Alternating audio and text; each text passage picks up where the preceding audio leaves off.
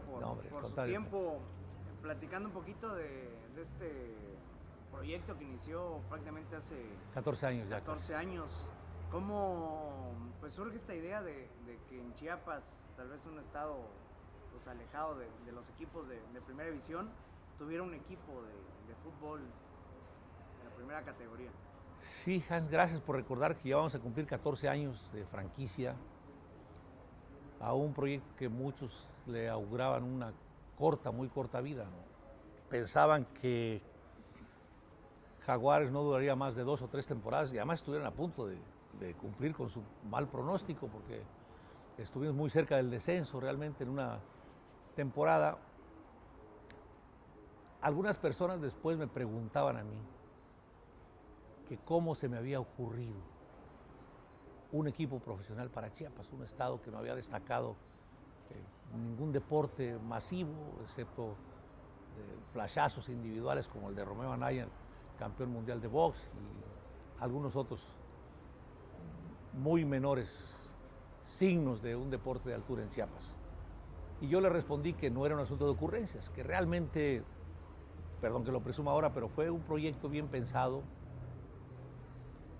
Chiapas, en las condiciones que lo encontramos, y durante muchas décadas me pareció que en ese entonces era un estado cuya diversidad, lejos de ser fortaleza, era causa de todas las divisiones en Chiapas.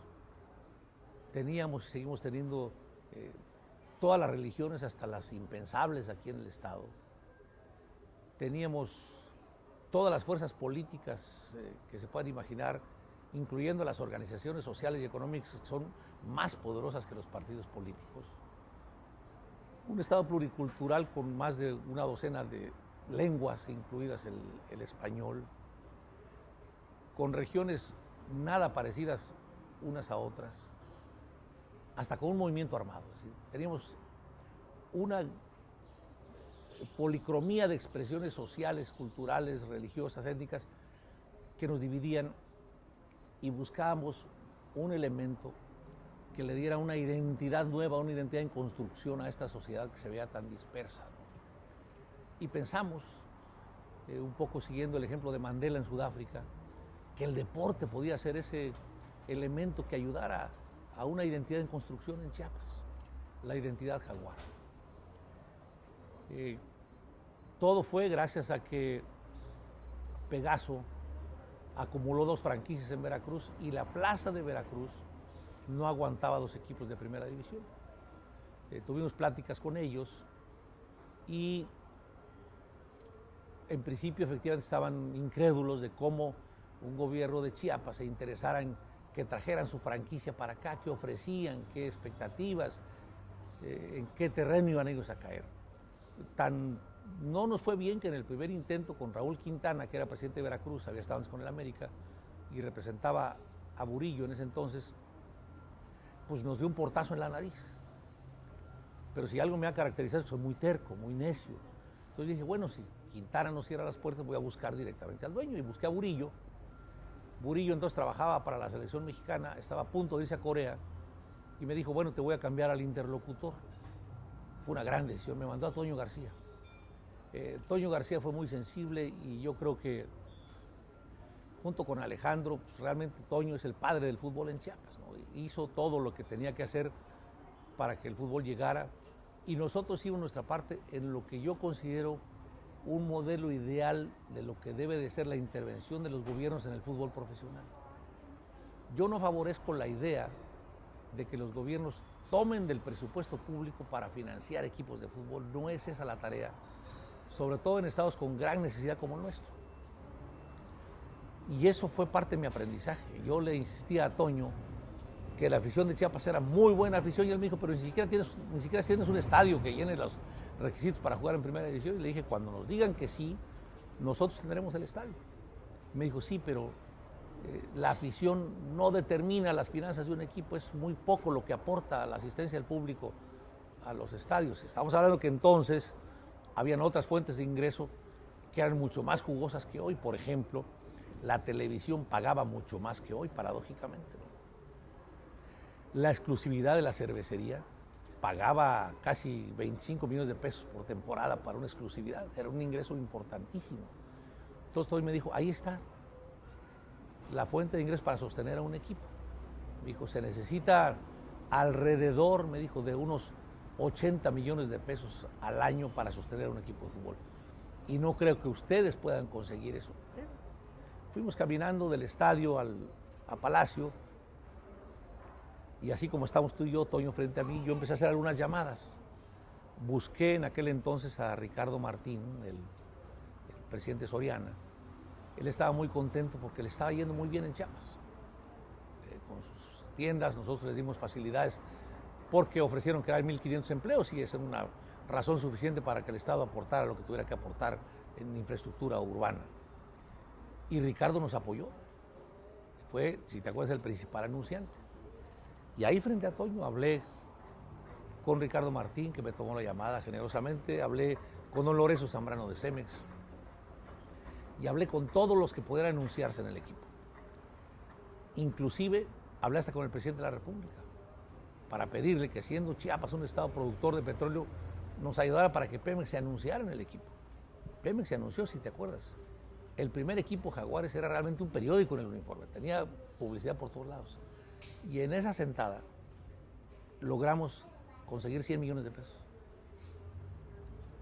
Por eso insisto en que el modelo ideal de un gobierno en el fútbol debe ser esta, la de un gestor de negocios, la de un gestor de ingresos para el equipo. Toño estaba con la boca abierta. Conseguimos más de lo que él se hubiese imaginado siquiera para una primera temporada del equipo. Y no tuve otra más que llamarle a Burillo y le dije, oye, pues aquí tenemos un gobernador que nos ha cerrado todos los obstáculos y todas las reservas que podamos tener, no tenemos ya ninguna excusa que ponerle. Va a estar el estadio, consiguió ya los recursos, y Burillo dijo, pues el equipo va.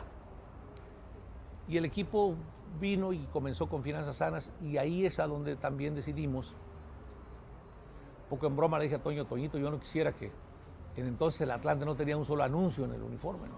Pues traía Pegaso, ¿no?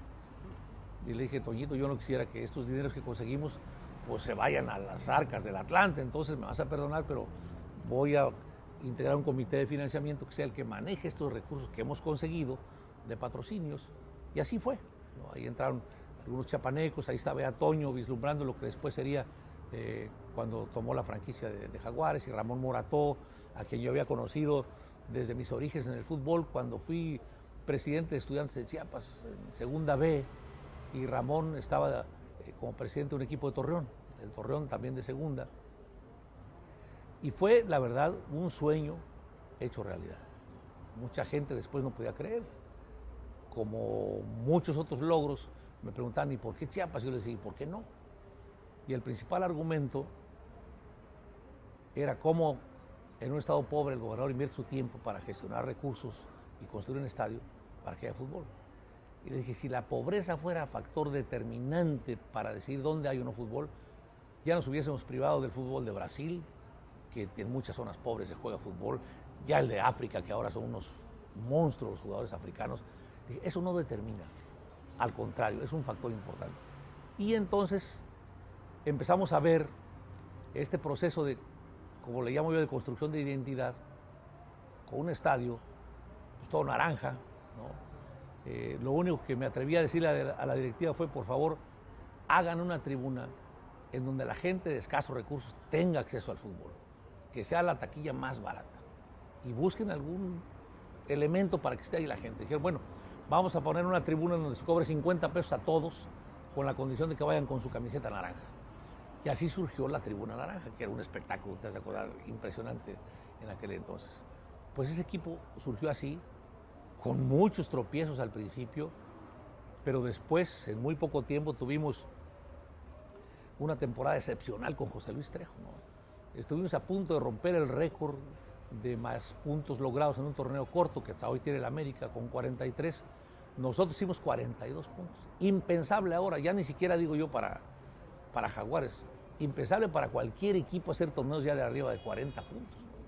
Arriba de 30 puntos están todos en la picota de un torneo ahora. Pues hicimos 42 puntos. Y la tragedia fue pues, que nos eliminó Cruz Azul. Quedamos en primer lugar con una gran temporada, y el Cruz Azul, que había tenido una pésima campaña, tuvieron que relevar al profe Mesa, y entra Flaco Tena, y comienza a ganar, a ganar, a ganar, y llega Cruz Azul con un envión y entra como octavo lugar. Y te has de acordar que en el primer partido nos elimina el octavo lugar. Pero, insisto, ha sido un proyecto muy interesante, que trajo efectivamente esa identidad en Chiapas, porque tú veías a los representantes de lo diverso juntos en el estadio con su camiseta naranja. Veías a los católicos y a los protestantes, veías a los del PRI y a los del PRD, veías a los de una etnia indígena y veías a los mestizos, ¿no? Veías a los de la costa y veías a los del centro del estado, veías a toda esa policromía, insisto, que es Chiapas representada en un estadio de fútbol a coro, gritando el nombre de Jaguares. No fue fácil, al principio se veían camisetas de muchos colores, y te has de acordar que hasta sentamos un precedente que yo no había visto en el fútbol mexicano, y había gente con camisetas partidas en dos colores. El que le iba a la América tenía la mitad del América y la mitad de Jaguar, ¿no? Eso ahora entiendo que ya no existe. Cada vez más hay una afición Jaguar. Estamos hablando de 14 años, es decir, los que en aquel entonces eran niños que tenían 5 o 6 años, ahora tienen 20, ¿no? Y me sorprende cuando veo generaciones, lo veo en mis sobrinos, en amigos, en ahijados, que son Jaguares, pero de hueso colorado. Ya no están en el híbrido como antes, de que, como tú comprenderás, le voy al América y también le voy al Jaguar. No, ya están muy metidos. Entonces yo creo que fue una buena decisión viéndola hacia atrás. ¿Hoy ve consolidado este proyecto ya después de 14 años? Sí, yo lo veo sólido. Creo que el gobernador está siguiendo este modelo, está gestionando apoyos para el equipo. Tal vez la diferencia que hay es que el equipo de hoy tiene jugadores ya de una calidad mundial probada, y el nuestro, no sé si te acuerdas, era un equipo de segundas oportunidades. Algunos despectivamente decían que Jaguares se formaba con desechos de los equipos. Yo le llamé jugadores de segundas oportunidades. Venían aquí por una revancha y la encontraron. De hecho, pasó eso con el propio entrenador, con José Luis Trejo. Él venía de una serie de descalabros en su carrera profesional y vino y se reencumbró aquí y fue luego a equipos grandes. Pasó con Flaco Tena, que venía también de una mala racha, viene, gana aquí, se va al América, ¿no? Era segundas oportunidades para los jugadores. Muchos que habían fracasado en sus equipos, como el Negro Sandoval, como Alejandro Vela, por ejemplo, y otros, vinieron aquí y tuvieron grandes temporadas. Y traían jugadores muy baratos. Había en el equipo una visoría de altísima calidad, encabezada por Mario Trejo, que ha sido vicepresidente de Pumas por mucho tiempo. Mario es un gran conocedor del fútbol. Yo le tengo un gran cariño y aprecio a Mario. Ellos se fueron con Ramón a Brasil, a los equipos de segunda división, a buscar jugadores. Y de ahí trajeron a Everaldo. Hoy se reirían mucho si supieran que Everaldo costó $150,000 en compra.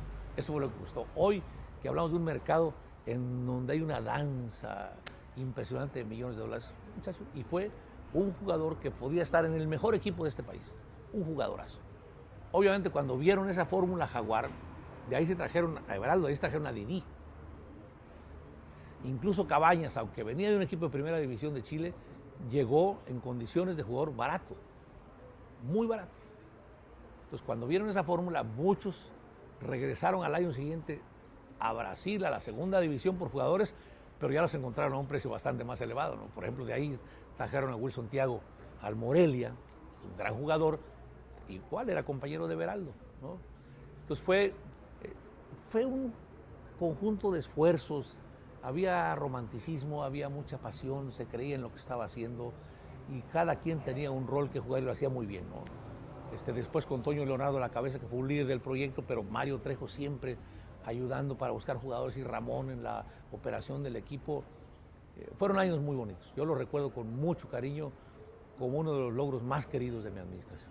Hoy el factor financiero tal vez le ha pegado mucho al equipo, ¿no? Hoy parece que, y no es de este año, sino años anteriores, que siempre se habla de que el equipo se va, que no hay apoyo, en fin. Creo que esto también le ha golpeado mucho a la franquicia, que tal vez mucha gente no crea tanto en el proyecto por este factor financiero. Vemos menos pues empresas que tal vez porten en el uniforme. Esto pues, también le ha costado al plantel, ¿no? Yo creo que sí son amagos, porque los dueños de equipos siempre quieren más. Son amagos porque yo veo que el gobierno hace su parte, insisto, como gestor de esos ingresos para el club. Pero sí me llama la atención, y lo digo con mucho respeto, me llama la atención que en un fútbol que se ha aburguesado, ¿quiénes son los dueños del fútbol ahora en México? Los Azcárraga, los Salinas Pliego, los Vázquez Raña, los Lorenzo Zambrano, que ya murió, pero es su empresa, las grandes universidades muy fuertes, los Slim ahora, ¿no? Y en este mundo, dices tú, ¿qué hacen los Chargoy ahí, no? ¿Qué hacen los Chargoy en un mundo, en un fútbol lleno de gente muy rica, ¿no? Entonces yo creo que sí deben de pasar sus penas, ¿no? Pero aquí se tiene el apoyo no solamente del gobernador, sino de la afición, que ha sido muy noble, muy leal en seguir a los Jaguares, y ojalá permanezca por mucho tiempo. Creo que sigue siendo un factor de identidad el Jaguar. El apoyo también de empresas locales, pues no hay, digamos, muchas con tanto poder económico para sostener un plantel de primera división, ¿no? Sí, no hay. Lo hubo cuando Toño fue el presidente y dueño, porque obviamente eran sus empresas, entonces dejó de ser otro el principal anunciante, y por razones que yo también hubiera validado, pues Toño quería que su marca fuera la más importante, no estuvo Farmacias del Ahorro, y había una muy buena relación ahí con TV Azteca todavía entonces, y creo que Banco Azteca era el de los principales anunciantes ahí. Sigue siendo la fórmula, Hans, los patrocinadores fuertes, cuando han decrecido ya los ingresos por televisión y por refrescos y cervezas, los esquilmos que se llaman dentro del estadio, siguen siendo los patrocinios la fuente de sostén del fútbol. Yo creo que hoy, ni siquiera para Slim, el fútbol es un negocio.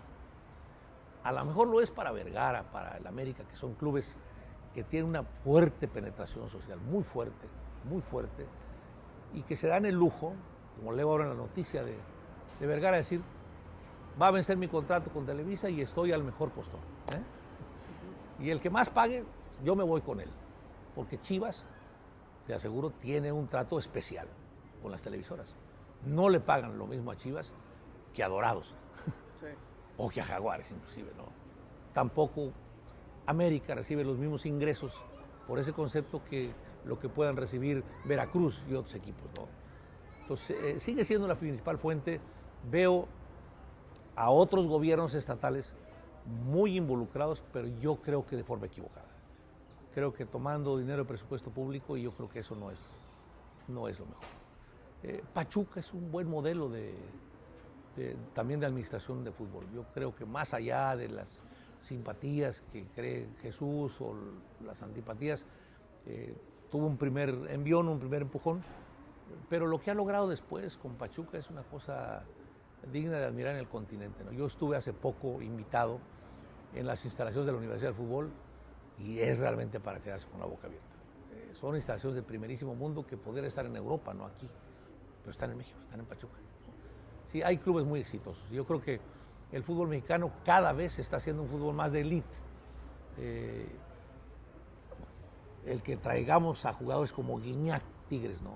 Un muchacho que está en la selección de Francia, que está en el momento más alto de su carrera, que pueda venir a jugar al fútbol mexicano, eso le da un prestigio a nuestro fútbol, y yo les aseguro que muy pronto vamos a seguir teniendo más Guiñac en el fútbol mexicano. De esto que comentaba del apoyo gubernamental, lo vemos en Veracruz, lo vemos en Puebla, que ampliamente lo han dicho que del erario pagan a los jugadores. En Chiapas, pues también siempre se ha sonado eso, ¿no? De que sale del mismo erario el pago de los jugadores. Pero ya decía, el que se puedan dar tal vez situaciones así, pues limpie un poquito también esto, ¿no? Pues digo, nosotros, insisto, sí se dijo en nuestro tiempo. Lo que no se puede negar es que nosotros invertimos en el estadio. ¿Sí? Que es del Pero Estado. que es del Estado, ¿no? Esa es una justificación, invertimos porque es del Estado. Sin embargo, vean la diferencia. En aquel entonces, y estamos hablando de 14 años, tampoco el dólar estaba a 50 pesos, no digo, ahí más o menos. Costó 50 millones la remodelación del estadio, la ampliación. Y el Coruco Díaz, ¿sabes cuánto costó? 500 millones. Ve la diferencia. 50 millones aquí, 500 el Coruco Díaz y ya no digamos el Cuauhtémoc, ¿no? Pero ahí nadie dice nada. Nos critican por el estadio. Por los ingresos del equipo, se decían muchas cosas, pero nadie podía probar absolutamente jamás que un peso del erario salió para financiar a Jaguares. No. Eso lo hice y lo hice con mucho gusto. Era yo un gerente de ventas de lujo de Jaguares para conseguir espacios y patrocinios para el equipo, ¿no? Y bueno, el rumbo que tiene el equipo, ahora que lo ve tal vez a la distancia, lo disfruta, ve al equipo, le gusta, ¿cómo está? Y sí, hicimos una gran temporada con la Volpe y tengo que confesarte que no me la esperaba. A propósito de segundas oportunidades, por si alguien se resiste a pensar que Jaguares es una tierra bendecida para los que buscan segundas oportunidades, podemos hacer una lista de todos los descalabros de los que venía la Volpe, ¿no? Chivas, Atlante, Vélez, Atlas, Boca Juniors, una media docena de descalabros. Y aquí vino a tener una gran temporada y estuvimos a un tris de que el Jaguar, estamos como en el Mundial ya de llegar al quinto partido, ¿no? Entrar al paso siguiente. Hay algo ahí que está ocurriendo que no nos deja pasar a la siguiente ronda. Desde aquella maldición con Cruz Azul del Super Jaguares, no hemos podido pasar la primera ronda de los playoffs o de la liguilla en México, ¿no? Y yo espero que este año, no estoy muy enterado de sus refuerzos, pero el año pasado el equipo tenía una plantilla muy respetable y la Volpe me sorprendió con una gran dirección técnica del equipo y dio resultados. Mucha gente habló elogiosamente de Jaguares, inclusive en programas de análisis hablaban del caballo negro de la liguilla, ¿no? Había muchos que le apostaban a Jaguares. Bueno, esperamos que este sea el bueno. Y bueno, por último, el dado caso, porque va a tener que llegar el momento, porque así lo marcan las reglas de la federación, de que los mismos dueños de varios equipos tengan que vender una franquicia.